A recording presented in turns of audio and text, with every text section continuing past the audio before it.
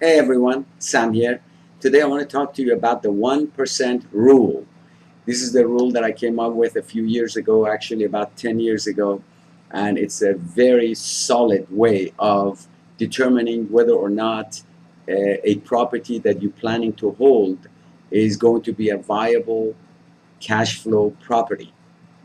Clearly, it's a rule of thumb, and of course, there are always exceptions, but it will definitely give you a quick analysis and a determination of whether or not what you're looking at is going to be a viable transaction for you for a whole cash flow property.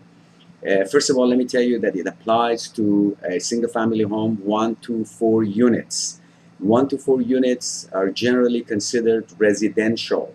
And if you go 5 units and up, although they may be residential in nature, that is apartment buildings, but as far as the financing aspect of the game is concerned, they're considered to be commercial, of commercial nature. What I'm talking to you about today, the 1% rule, is applicable to 1 to 4 units of residential properties, single family homes, condos, duplexes, triplexes, and fourplexes. Simply stated, your monthly rent should be at least 1% of your purchase price for you to have a cash flow property. What does that mean? Let's say that you are buying a property in Palmdale, Lancaster area for $150,000, a single family home.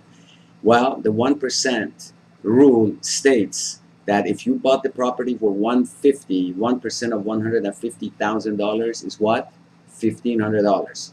If you were to rent that property for $1,500 a month at that 1%, okay, then you're going to have a cash flow property for certain, especially if you are able to get conventional financing at rates of about 5% or so, because the 1% rule was designed to even accommodate you or to be workable up to about 7.5 to 8% interest rate. On the other hand, if you're buying a property for long-term purposes and you're getting a hard money loan for 10, 11, 12%, look out, because the 1% rule may not be as applicable. But again, when you're buying them and getting a low interest rates, this formula works like a charm, and you can quickly tell whether or not this is a good, viable buy and hold scenario for you or should move on. Let me give you an example of what is going on in Los Angeles. In Los Angeles, if you buy a property, let's say in most parts of LA, a 3-bedroom, 2-bath house, small house, you got to pay at least about $400,000. What kind of rent are you going to get out of that? You're lucky if you get $2,000. So not only is it not the 1%, but it's only 0.5%. Well, this property is not going to cash flow for you. So if you're going to buy this property, it's going to be for appreciation purposes, not for cash flow purposes. On the other hand, if you buy properties in the Riverside area, San Bernardino, Palmdale, Lancaster, then it's a lot more cash flow oriented, those types of properties. I'll give you an example. Just put a property under contract in the Palmdale, Lancaster area, $160,000, 3-bedroom, 2-bath. The rent, $1,400 a month. Well, it's not quite 1%, because 1% of $160,000 should be $1,600. I'm getting $1,400.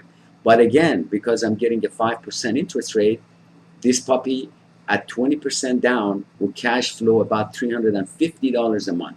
Folks, this is awesome, and you can use it all the time. If you need help, my help in finding you these properties, in helping you analyze these properties, feel free to contact me anytime. You have my contact information, and I'm looking forward to helping you out. Have a wonderful time. Good luck.